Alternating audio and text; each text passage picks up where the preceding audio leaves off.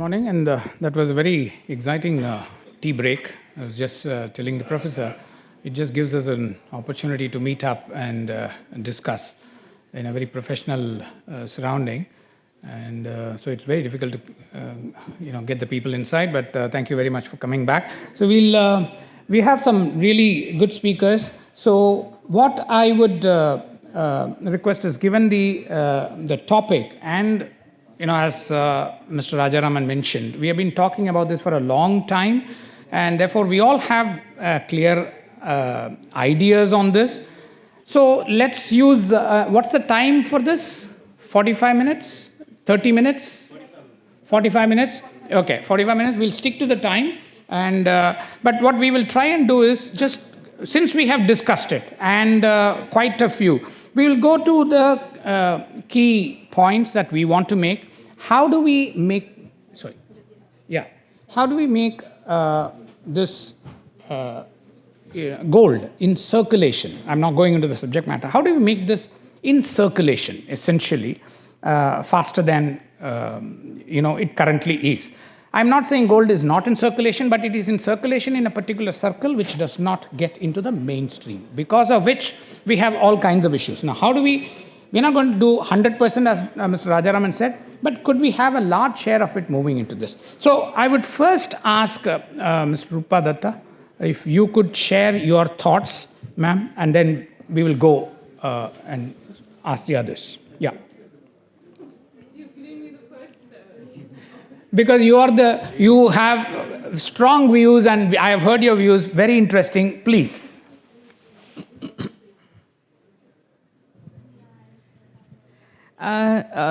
Before we talk about bringing the gold in circulation, I would just like to say, in fact, Som, from carrying forward with what you were saying in the morning, we not only need to bring the gold into circulation, we also need to focus more on the, I would say, my core issue, improving the gold exports.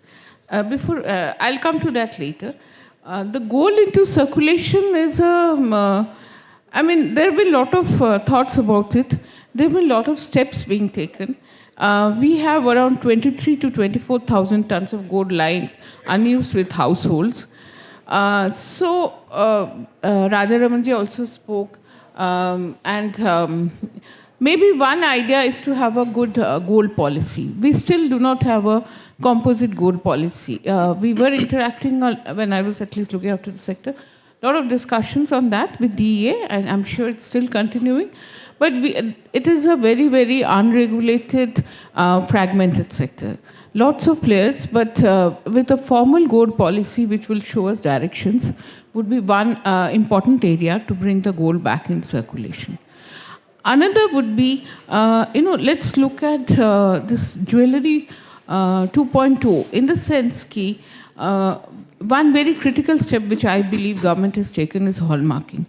The whole concept of BIS, hallmarking of gold, there were again a lot of resistance, I remember, from the jewelers, but I think now slowly people are accepting it. This whole idea of QCOs, at least since I'm coming from DPIIT, besides commerce background, QCOs have played a very key role in improving the entire manufacturing scenario in the country. Look at the toy story. Look at the kind of imposition of QCOs has reduced the import content, has increased, I think, our exports by about 30 to 40%. QCOs are a very critical part of our DPIIT mandate. So, and they also become important in the hallmarking story of gold. So, this would be playing a very critical role in bringing the gold out, because the kind of gold we will be looking at would have a lot of quality control behind it, and usage of course, the sovereign gold bond scheme, usage of the gold bullion exchange, the entire other schemes which you have, like the gold monetization scheme, which have immense promise, but which has the potential has not yet been fully fructified. Yes, there are issues of family heirlooms. There are issues of trust issues of trusting the government with the entire bringing the gold out. But these can be solved, and in today's world, probably with social media and so many other ways of handling the making people aware. Let us use all these levers. Let's use all these methods out. We are looking at quality gold. We have schemes. Like I said, sovereign gold bond, GMS. Let us bring the trust back of people. Let us see how we can bring this gold back into the system and assure people that the kind of gold which they are investing right now, maybe after 5-7 years would be the same which they'll be getting back. So let us look at jewelry 2.0. Look at and not only social media. I would also say look at AI, look at blockchain, look at marking of products end to end, and use all these levers to take steps for bringing the gold back into the system. And then the next step, maybe which I can talk in the next session, is how to promote the gold exports, how to use the FTAs for better exports. The exports to UAE has already increased by plain gold jewelry by 47%. We are looking at FTAs with Oman, UK, EU, and so many other countries. How to use better designs and how to promote exports. Not only bring gold out, but use the existing gold situation and the sector, and finally maybe look at a composite gold policy to bring it all together. Thank you. So a gold policy, increasing exports and improving recycling, I think very, very interesting ideas to start with. One fact that also probably we could add, I'm going to come to each of the speaker now, is that see, as people are aging, okay, and the economy started opening up in 91, so a lot of us, I can talk about myself, we have aged, right? And what I find, again, this is anecdotal information, is I have spoken to many people in my circles. Many of them actually are now, because of the nuclear family, they're living alone. They don't want the gold. It is actually a problem. They want to sell the gold. And selling gold, again, there are some trade participants here, is not an easy job in India. You just go haggle. You don't want to feel cheated. It's not straightforward. You don't know the value. You think the value is, let's take 7 lakhs, you will probably get 5 lakhs, you will feel cheated. So nobody at that age wants to do that. At the same time, children are out, they are living alone, they don't want to keep the gold, they want to actually get the gold back. The children are not interested in that gold. We must look at this segment of population and see, maybe above 65, if you have gold jewelry, no questions asked, please come deposit. Yes, some people will name lend and it'll come. We know all that. Maybe that is also something to be used. But instead of me saying that, there is one more concept I wanted to. So I want to go back to now. Sure. Carrying forward with what you were saying, presently, if we want to give back the gold, we have to go to a jeweler who really, absolutely takes such a high cut that you don't even feel like. And you were right. These designs, our children are just not interested. They are not interested in gold, and especially in those designs. So exactly. That's a very important point. And you make the lives of senior citizens safer when you are able to monetize it. I think we should put a positive twist to it. I'm not saying that youngsters should do this, but elders. And most of these elders now, senior citizens, are wealthier now because the economy has done well and many sections of India have gotten wealthier. Now coming back, now I'm just going to Kamlesh now. Kamlesh, again, you have Gift City, we have got this bullion exchange, of course, and there are many, many things you're working on. You're not limited only to the bullion exchange. The issue is, India is not a supplier. So, in any, you need a supplier and you need a buyer. You have got a lot of buyers. Obviously, and I know IIBX is working heavily supported by the regulator on getting things easier for the buyer. What are you doing about the supply? Right. So actually, this question, I'll come to this part, but I am more interested that the original one which you first raised, that needs to be addressed. Yes. I believe that once we get that right, that why is gold not coming into circulation? So a lot is to do with the domestic gold economy and markets, the way it has evolved over the years. So when I was, say, as an RBI officer or otherwise also someone, as a student of gold industry now maybe, so from 97, 98 since we opened even the gold imports and all, we have not really moved much towards the formalization. Of course, we cannot discount the important steps like hallmarking. So there is progress. But I believe that if we address this part at the more macro level, perhaps we'll then understand that what it will take.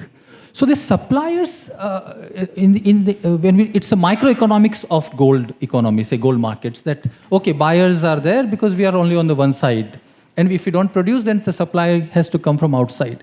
But I keep going back to your own statements at various fora, Som, that we need to solve this puzzle. And I believe that we all understand, especially people who are sitting in this hall and the industry people, we know that the questions, the real questions or the answers lie not just in gold as an asset class or the gold markets when we talk of exchanges and all. In India, it is more about how everyone just knows, but they don't talk about those issues. Yeah. And perhaps that is something where a greater level of discourse at a higher level, and when we are actually emboldened to discuss those issues out in open, IGPC, supported by World Gold Council, actually can play that role, that you bring the discussion to those issues. That why is the jeweler not trusted upon? Then who will be trusted upon? So can we have that mechanism? So even why GMS just doesn't seem to take off?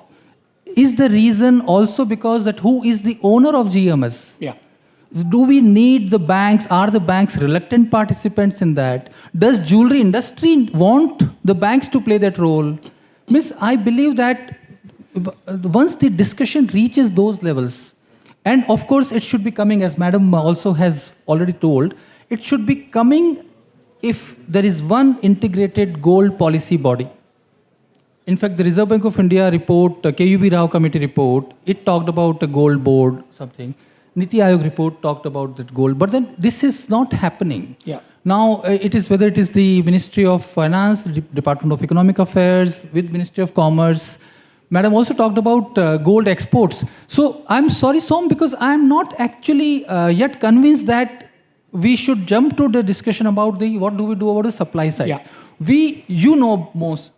You have actually articulated it very well in various fora, from your experience from the FMCG to the banking part, and of course as part of the WGC also, that we do need to do some introspection and get those real issues out. Yeah. They should become the topics of research. Otherwise, consumer behavior, the shift of the younger generation towards the modern parts and how they will not be actually looking at. But the issue lies somewhere where we believe that it is, everyone knows about it, but we just somehow don't reach there. Absolutely. I don't know whether I could actually do justice with the question you pointedly asked, but I thought that this perhaps is linked. Kamlesh, you made the right point. We know it. Essentially two things. We have studied Turkey. In fact, IGPC professors came with us. We have even two things. Unless you give immunity from taxes. When I say immunity, it's not like somebody is going to bring 2 tons and then you are going to give him immunity. For the normal guys, 500 kgs, that circular is not enough. You have to give enough confidence to say, don't worry, no questions will be asked. Just deposit. That's number one. The second one is, you are always talking about monetizing gold after it has been bought. Monetize gold at the point of being. That's where I'm now coming to Shivram and Mahendran. I'll come to you last to do this. Vikas, how do we just get this gold out of the lockers? I mean, that's the whole thing we are talking about. It's not just about monetization. Have you seen a lot of opportunity in being able to tap old jewelry? What's your experience in this whole thing, and what are your thoughts? Yeah, sure. So, and I think you started it off very well with your introduction and talking about the segment, which is by and large looking to monetize their gold. But before I go there, a couple of big points. Let's just see the numbers. If you can bring back, or if you can bring back even 10 tons of gold, through recycling or gold monetization, any which way, That's $1 billion, $1 billion that the exchequer saves. That's humongous. We're talking about 25, 30,000 tons of gold. So for us, it is to define what the ambition is. I think the second piece from a perspective point of view is, I take the analogy of healthcare.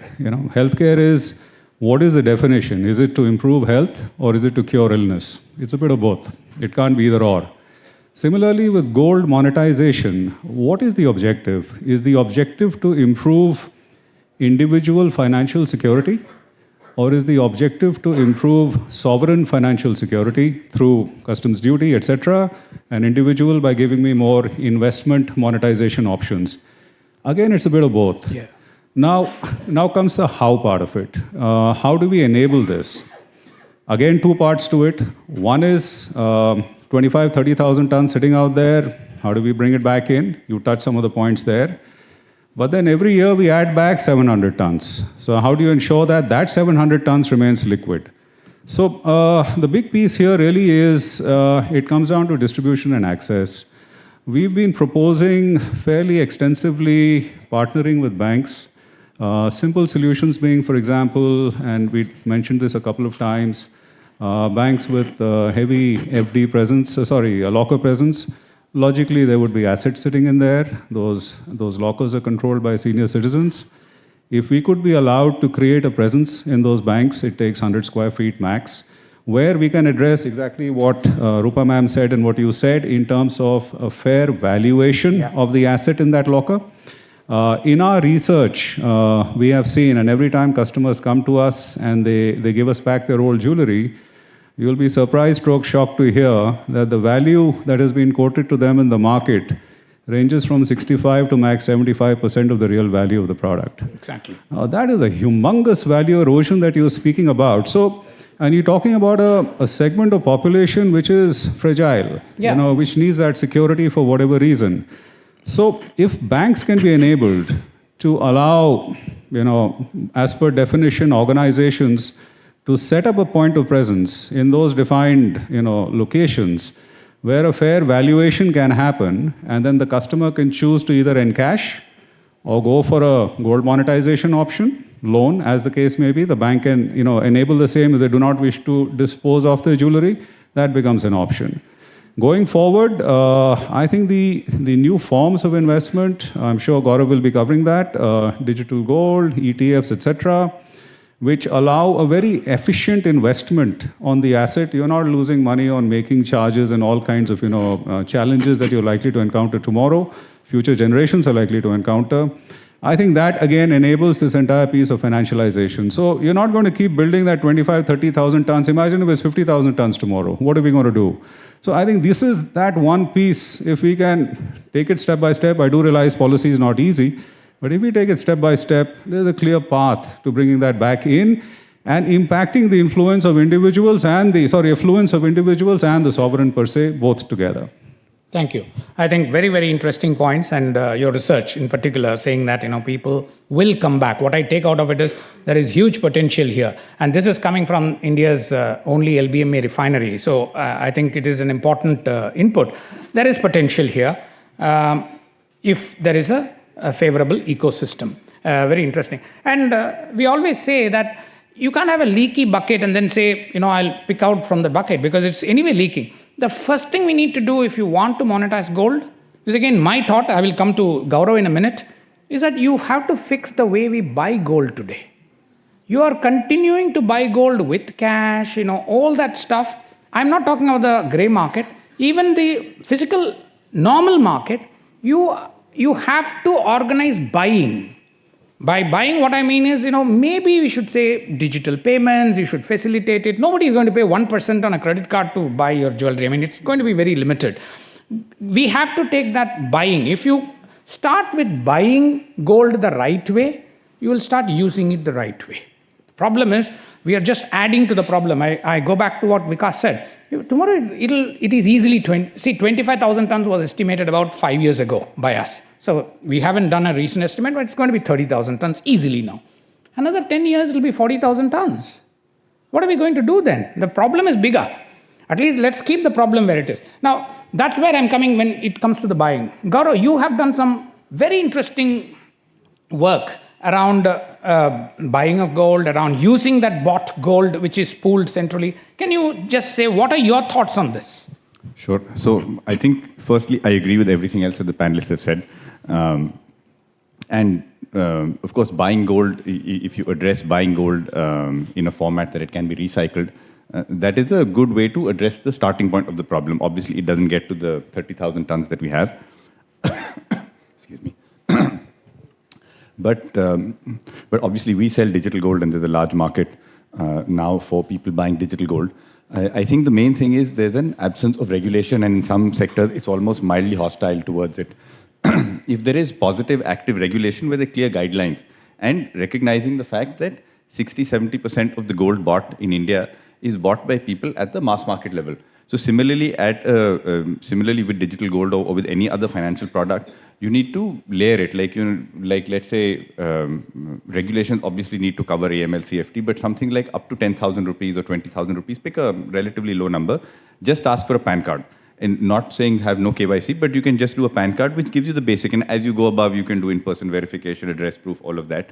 But if you put all of that sort of burden on someone, make it like a full bank account for even 500 rupees or 600 rupees worth of purchase, it will, in terms of balance, you will still encourage people to just say, I'll just pay 500 rupees cash at a jeweler or 5,000 rupees.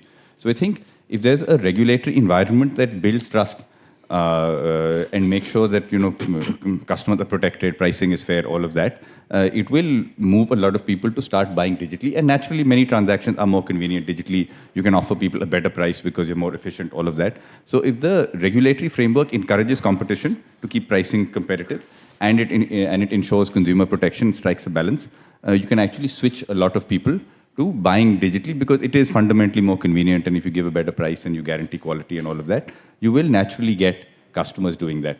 The next thing that we started doing, but it's still relatively limited, is the leasing of gold. Now we've got a few tons of gold that people have bought that's stored digitally. We've let them start leasing it out to jewelers, so now it goes from a dead asset to a productive asset. And as far as I know, India has been a pioneer in this worldwide. We're the only country in the world where retail customers can buy like half a gram of gold, lease it out, get a yield. It's actually that gold is picked up, given to a jeweler, you get collateral against it. Now, if you can do this in a bigger way, and we've got a lot of inbound inquiry from people saying, I have 100 grams of gold, 50 grams of gold at my house, can you come pick it up? And we've done it in a few select cases. Customers have bought coins, we've gone and picked it up. That is true recycling, reducing imports, because whatever is now domestically owned and leased out is a direct import reduction. The customers who own that gold, they are getting sort of some yield from it. The jewelers and the manufacturers who are borrowing it, they're getting capital at slightly better rates. So it's kind of helping the economy in many ways. And to Vikas's point, there's consumer benefit, there's sovereign benefit from imports going down, there's industry benefit. So it's a win-win situation. And I mean, we've applied for this to be in a sandbox to every regulator possible. Everyone has either been silent or rejected it. It boggles my mind that, this is something that to our mind helps everyone. Yet no regulator wants to pick it up. It's a hot potato. And we're not saying that let us go and do this for 5,000 tons. We're saying give us permission to do it for say 1 ton, and you study it, then make regulations. So I really think that this is, as Kamlesh ji has said, everyone knows what needs to be done. Someone needs to pick it up and do it. And then there's a lot of stuff that can actually happen. And the logical next step, I think what Rupaji had also mentioned, Vikas alluded to, is that there is a lack of trust. So if you can build trusted institutions, banks are probably the most trusted institution today. But this is a specialist job in terms of actually getting gold back in. Where you need, someone who can actually test the metal, then can you deposit it, can you buy it back? And a good starting point is for refiners and reputed refiners to work with banks, but ultimately bank branches are not set up to do this. Yeah. The reason why you have all these NBFCs like this Muthoot, Manappuram that have become so big is because bank branches are not optimized to come in and let a customer test their gold and go away with that. So you need specialist institutions. Again, the sandbox approach to saying regulate them, provide an environment, but if you have institutions built which can gain public trust, then you can actually attract a lot of that 25,000-30,000 tons that is out there as well. Yeah, interesting points. And clearly, we repeatedly come back to the same thing. There are some interesting ideas. There is an existing industry which has got some antiquated practices that should not affect the way the industry should move forward. I mean, someone has to take a little bit of risk and allow the industry to graduate to a more organized way. Now, I'm coming back to Mahindran. Mahindran, one of the things that comes out in all the discussions is none of this can work if the banks don't get involved in this. A couple of years ago, we even brought an India gold coin. I mean, it could have been a very good thing. We could have actually given it to major refiners and say, you can mint it, and that gold coin can be a standard asset which I can keep, using it for buying jewelry as well without recycling, without melting. But somehow it never picked up. What is your take on this bank and all these things that we talk about, particularly digital gold and what Vikas spoke about? What do you think? What is stopping it, apart from, of course, RBI? But do you think the banks are geared to do this? So let me go to the topic before I answer that question. Basically, we're talking about beyond lockers. Now, what is it that you want to do beyond lockers? One is, are you trying to arrest the flow of gold into India? There's another CAD problem. For that, the answer is, as long as there's demand, there's undeterred supply. So the flow of gold, 800 tons, we talk on all conferences, 30,000 tons of gold, which is available, we'll talk about. All these things, we'll keep repeating it and get added up. So the first point is, are we going to stop getting more gold into India? That's not going to happen. It can happen. Now let's assume 25,000 tons of gold is there in India. How do we bring it out of the lockers? I mean, with your permission, let me have a small survey. Let's use this as a sample group. How many of us here in this group are aware of exactly how much gold which we have in our house? I don't think anyone has got an answer. Exactly how much gold we have. Doubt. No one has an answer for that. So, I mean, I'm not going to go to the next question and ask how much gold you have. But before that itself, I'm saying no one wants to go into that exercise at all. So, bringing it beyond the lockers is a very Herculean task, basically because of the sentiment which is attached to having gold. Everyone has got gold. The quantum might differ. And it's not that we don't have a policy. It's not that if you look at the gold monetization scheme, short term, medium term, long term, almost about 24 tons of gold is there. Just 24 tons. We're talking about 25,000 tons of gold. We're talking about 25 tons of gold. Okay? Then the next thing is we talk about sovereign gold, 131 tons. What's happening? You're adding up to the lockers only. It's not going beyond lockers. So there's on one side encouragement to accumulate more of gold rather than bringing it out into the system. Then we go to the next system. But why do people want to bring it out? Do they want to bring it out to have better value for whatever they're holding, or they want to get it out of that? You look at the gold loan companies, almost about 1 lakh crore valuation of the gold jewelry which is there.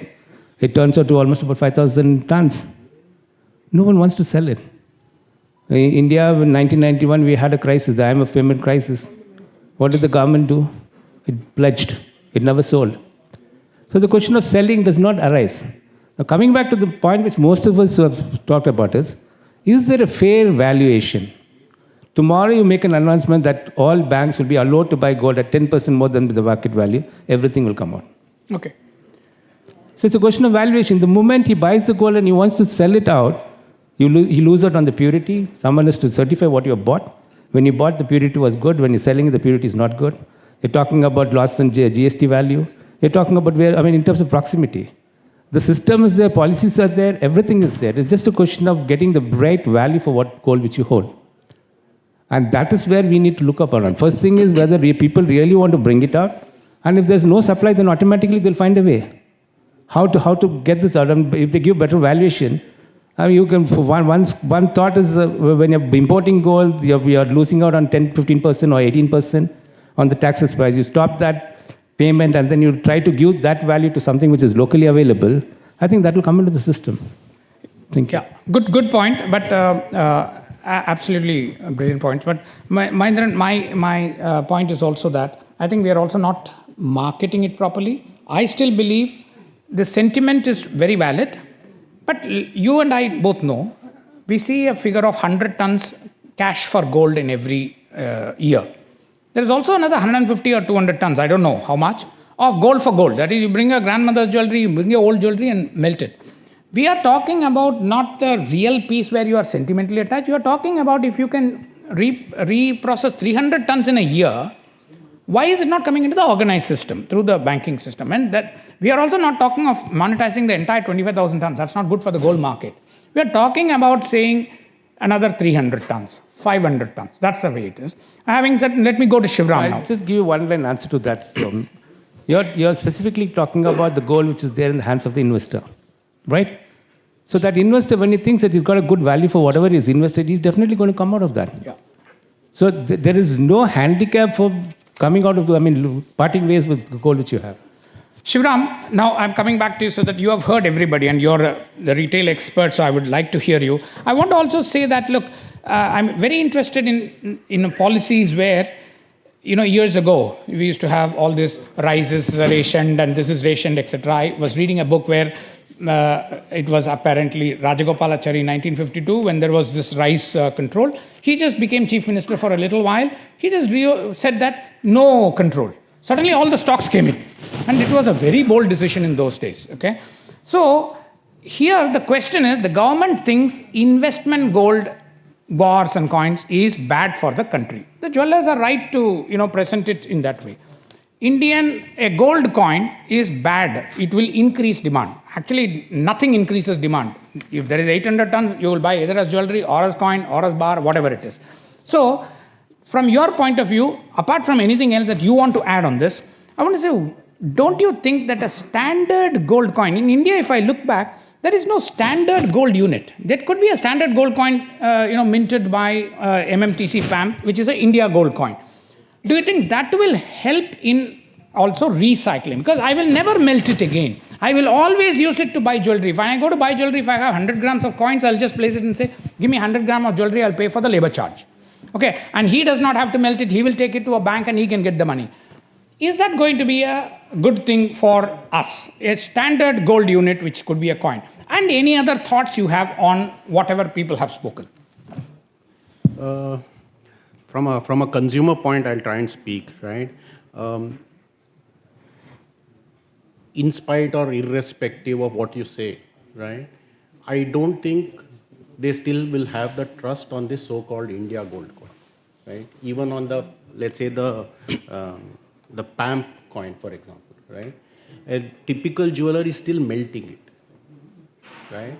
So he's not so, if I use the word confident, even though, we have had instances of sealed packets which don't necessarily contain what they're supposed to contain. So to that extent, I'm not so sure whether it can become like a legal tender. That's what you have in mind, right? The other point that I want to raise really is there's a lot of talk that, people don't want to exchange gold, okay? Being in this industry at the retail end, right, about 35% of a business of a jeweler is old gold. Excellent point. Can you repeat that, please? Right? 35%, and recently I've rechecked, after we started this discussion about today's session, I've actually rechecked. A typical jeweler, about 35% of his business is coming from recycled gold. From reselling old jewelry for new jewelry. Okay, then I tried to differentiate and I reconfirmed this to whatever empirical evidence that I can think of. I asked them, when the consumer is coming to the store, right, did she, and most of it is she, did she come with the jewelry? Or was it a sales pitch to say you have gold? Or whatever. We would have typically upsold her and saying that, would you like to buy this? Yeah, it's beyond your budget. Do you think you have something at home? Will you go home and bring it back? The invariable answer is no, she has already pre-decided what she wants to bring in. She has come with the stuff. And at best, maybe we can upsell you by another 10%, depending upon her budget. So if my budget is, say, 1 lakh, I'm at about 60,000 rupees worth of gold, and maybe I'll top it up with 40%. The third point, I think, is, sure, there is a little, I don't want to say little, there is this issue of valuation, right? Now, I would say you go back to the point of maybe a little beyond the remit of this conference. The reason why it is obviously misvalued, let's use the word, is because of the margin in the end product. Yeah. We sometimes miss this. And part of the problem, I will say, is consumer. I'm sorry if I'm saying that. Part of the problem is also the retailer. The retailer is in this business to make money. As long as the customer comes and says, give me a lower and a lower and a lower making charge, right? Then the retailer has to make his money. So either I make it out of this 35% which is coming as old gold, or I have to raise the gold price, or I have to increase the making. So he has to play within these three parameters. Yeah. The other point I think which he said about, it's maybe slightly outside, is what they are doing, right? And again, I will say it's a marketing problem. If any of you are investing in the monthly installment scheme, what is it called? SIP. Only you and me will speak about SIP. A majority of the consumer thinks, okay, this jewelers ka monthly installment scheme, this in jewelers ka monthly installment. So as an organization, I don't know who should bell the cat, right? The mutual fund industry has done a phenomenal job of just one word or one acronym. If it becomes an SIP, right, and it goes back to your original point which you raised, which I don't think it's 65 and above, but I will say anybody above 40, sitting on gold at home, still don't want to give it away, but I want to give it to somebody so that I can use it whenever I require. I mean, my children may not require it, but it's my old age savings. So that's another point which I think we should keep. Great. I think everyone has spoken, so we have another 7 minutes. So I want to now just go top of the mind. Any additional points? See, we are now talking about, as I see, if I summarize, there is a huge opportunity. Obviously, Vikas rightly said, and even Kamlesh said, we don't want to see the elephant in the room. Yes, Mr. Jaddu. Yeah. So we don't want to see the elephant in the room, which is the taxes and how we have been buying. So we need to correct the buying stuff. And all of them show, and I like what Shivram said, people really, really melt gold. So maybe for IGPC, specifically before I go to that, there's a way, you could really choose some top bankers. And please tell them not to keep reciting, saying when they sit for monetization, say, oh, wives will have sentimental attachment to jewelry. Nobody has sentimental attachment to jewelry if they're, recycling 35-40%. And we are only talking about the jewelry on which you don't have a sentimental attachment. I have a sentimental attachment even to my watch. Okay, so I think we should just not overreach this particular statement. That kind of training for the bankers are very important, first of all. So an awareness amongst the bankers is the first step towards pushing the RBI to do something different. Now coming back, I'll go in the same order. Rupa Singh, Mr. Rupa Singh, can you just summarize your points or anything else you want to say on this? Actually, not much, because a lot of discussions have already happened. But yes, how to build the banks as what has come out is the banks are playing a very key role as an intermediary in the whole process.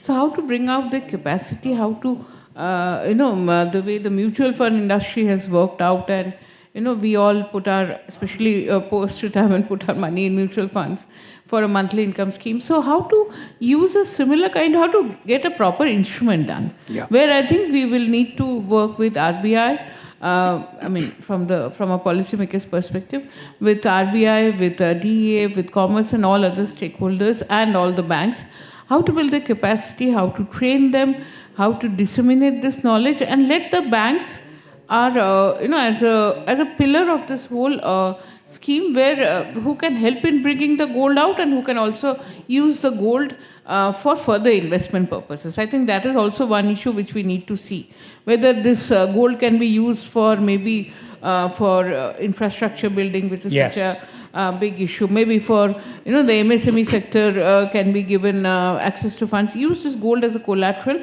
for further dissemination of its advantages or benefits. So how do we bring the bank as a key pillar in this system? This should be one of the big takeaways from your conference. Kamlesh. Yes, most of the things which have been raised actually are those which are actually shouting for answers.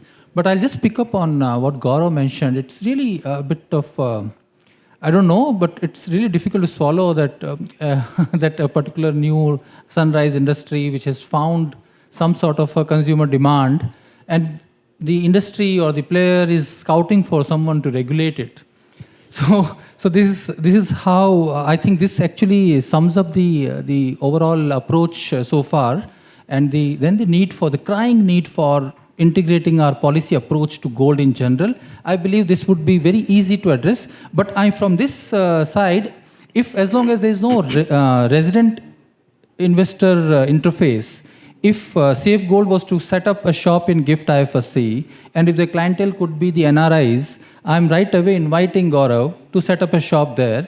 And because it is easy for a new regulator, because of course we don't have to deal with the complexities of the domestic gold economy and domestic gold markets. It's not that IFSCA is more, say, proactive, or RBI will not understand, or SEBI will not understand. That's not the case, because it just reflects that. So I just pinpoint that part, that if a player like Safe Gold or such, say, other players who are bringing technology and who have understood the changing dynamics of the consumer preference also about gold as an investment product. So, and then we have the refineries here. So, as a policy or as a regulatory approach, I believe that we need to address the whole spectrum, the gamut of issues. And the moment we have that macro approach right, the smaller pieces get corrected. Means we have to think of how do we encourage our refining. Then the question comes about how do we should encourage even the export in bullion bar forms. And then the two-way things happen. And with the ecosystem developing, this part of using the recycling and the household, why only households? Because the temple trust and this 30,000 tons of this thing. And Som is right that we need not get into that, okay, how we are as Indians and this cultural issue with selling gold and all. Even 10% of that serves the issue, and I believe that there is only win-win for everyone. Yeah. So only thing is that who should be leading this? Yeah, I know. So that is where I believe that the question only remains this. Yeah. That's why we said if the bankers are given a business opportunity, I think they will find a way. And by the way, we were supporting this, just 2 minutes. We were supporting this when it started in GMS. And in fact, we used the word, I still remember we were sitting, working with some people in the ministry, etc. We never said bring your gold jewelry. We said bring your surplus jewelry. We never used the word, we were very careful. Of course, we did not finally, freeze the marketing campaign, but we always said, bring your surplus jewelry, because every household which is above the middle class has surplus jewelry. They haven't even seen it for a long time. That's all we are asking about. And that could be easily 10%. Are we saying Indians are not over people who have savings, are they not above the portfolio such recommendation by 10%? I don't believe so. I think those who own gold primarily are probably above 15-20%. Okay, as compared with a normal portfolio. Now, Vikas, because we have only 3-4 minutes, I would like to wrap up. Yeah, so you want to build a sector, there are some fundamental principles that always need to be followed. Firstly, the consumer must win stroke benefit. Yeah. If that does not happen, that sector is not going anywhere. Number two, a sector cannot be built on constrained stroke disincentives. All right, so you have to be globally competitive, even more so in today's day and age. So I think, from a disincentive point of view, building distribution, building access, bringing banks into the fray, extremely important. Otherwise, the so-called benefit of individual wealth, etc., is not going to happen. It's going to be a constraint, and by and large, the individual loses, the nation loses. So 65%, 75%, whatever be that so-called, replacement value, that's a huge loss. Number two. We firmly believe at MMTC PAMP that India and, with IIBX, we keep repeating on every forum, is perfectly poised to be a precious metals hub for which exports has to happen. Absolutely. If we don't allow exports, we will be in this revolving door that, Correct. If more gold comes in, my deficit goes down, X, Y, Z, etc. The moment we define the norms, I do realize policy formulation is not easy. There are a lot of constraints, a lot of points of views need to be taken. But the moment we enable exports, I think, like you said, that elephant in the room, in a way, gets kind of, acknowledged. Correct. Thanks. Gaurav? Sorry, Mahendran, I'll come to you. Yeah, go ahead, Gaurav. Summarize. So, I guess, I'd say echoing some of the other sentiments, just getting regulation centralized and looking at it in a holistic manner will help. And I will add, as we go to other countries, if we could get exports, opened up and make it free trade, India could truly be a hub, and I can speak with the limited digital gold perspective. You could actually have India as a digital gold hub for many countries, not just in Asia, but even beyond that. And GIFT is a great initiative, but there are a lot of restrictions on what can come in, what can go out. If you really open it up, I think we can truly be a global hub in this industry. Mahendran. So two things. One is when you're talking about banks, there's a lot of trust in everyone's mind. When there's a bank involved, nothing will go wrong. Now, from a bank's perspective, what is it that the banks have to do? I mean, they're not traders, they are bankers. The primary role of a banker is to see that the guidelines of the regulators are followed. That's the kind of support system, and that's what we are adhering to. Now, there is some other discussions also which is going on, I suppose, with most of the regulators, of how big a role the banks can play in terms of buying bullion. Now that's another point which can be discussed later on at great length, and at the same time, there are a lot of things attached to that. I mean, you're going to a commodity division more than banking line. So that if that happens, I think things will change. That is one point which I want to make. And another thing which I was talking about is people parting away with it. The sentimental value will not be diluted because basically they are replacing that jewelry with another part of jewelry. Okay. The question is he going to sell that and then get the cash? No, that doesn't happen. And there was a very good, very comprehensive address by the chairman of IFSCA. He covered many points. We're talking about refineries, we're talking about export. There are things which is that what I mean in few words which I want to say that the systems, everything is there in place. Maybe it has to be fine-tuned a little more, but the primary concern of everyone at every end is that is he getting a good value for whatever he holds? Great. The question is about valuation. When you're talking about valuation, purity and XYZ things, it takes its own course. So I think at the end of the day, I mean, as long as we keep deliberating on it, we need to have a proper ecosystem where a guy who's got gold, he thinks that I can sell this today, I've got a better value than any other asset. Great. That's what it is. Shivram. One thing I think is we should first value what people have got. And I think there is an ecosystem, right? I'm sorry to say so, but if the banks are not interested because of XYZ reasons, I think there are these hallmarking centers, right? For whom his livelihood is based on piece valued, right? So if we can promote just valuation and this greater than 40 years kind of a thing, that itself is a good enough thing. If I got 20 lakhs and I need 10 lakhs, maybe I'll give away 10 lakhs. I think that's a very simple, easier solution to start. I think lots of good points. As I said, clearly, please, Mr. Jadu. Having spent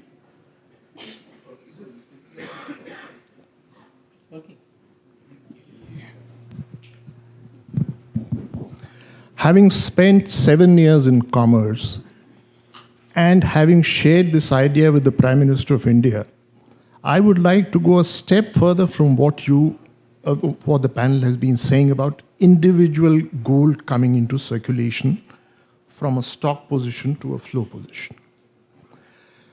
Now, Commerce Ministry deals with imports and exports, and we are importing 600 to 700 tons of gold every year, as Rupa would know. Costing about $30 billion. Today, I think it is about $40 billion. My focus in the Commerce Ministry was how can we substitute this with domestic gold. Now, I will not get into individual domestic gold, which all of you spoke about. I will speak about temple gold. My research showed me that if I look at the top 100 religious places of worship in this country, the total amount of gold there is about 10,000 tons, collected over centuries. Madam is from Trivantapuram, and you know that place has 50,000 crores of wealth, of which I think 10 to 20% is gold. The point I'm trying to make is very simple suggestion given to the PM was that can we form a committee of 4 persons headed by an additional secretary or secretary, Department of Economic Affairs, who came in the morning, with an RBI official, an SBI official, and a SEBI official. All the 4 main regulators and the main banks in the picture. And can we talk to each of the temple trusts to part with just 6 to 7 tons of gold? multiply that by 100 temples of worship, you get your 700 tons of gold. Entire thing gets import substituted. Now, what is the catch? The PM asked me, what is the catch? So I told him, sir, no temple will give you the gold because the question they will be asked is, what is the source of this gold? How did you get this gold? Simple answer to that is, donation of gold is not taxable. So if donation to a temple has been done by 10,000 people over, let's say, 300 years or 500 years, how can you question that donation? Yeah. And if you can't question that donation, and if the temple trust is willing to part with 6 to 7 tons of gold, each place of worship, you get your 700 Yeah. tons. You saved $30 to $40 billion of foreign exchange. I don't think there's a simpler solution to this. And I have mentioned it in my book called 100 Ideas to Improve Governance in India, which is available on Kindle. Unfortunately, Secretary, Department of Economic Affairs, who was my batchmate and who took this idea, his point was, why will the temple trust talk to us? Now, that's a very naive question. Temple trusts are keeping this money where today? Keeping this gold where today? In their own temple vaults or in the bank vaults? What are they getting? Nothing. A stock of gold which can easily be converted into a flow has been jeopardized by this kind of mindset. Yeah. And all it requires are 4 people who can take the decision. Yeah. Thank you. Thank you very much. I think it is also one of the things. But thank you all. That's all. We have slightly overrun. I'm so sorry about this. And thank the panelists for a very interesting discussion. Thank you.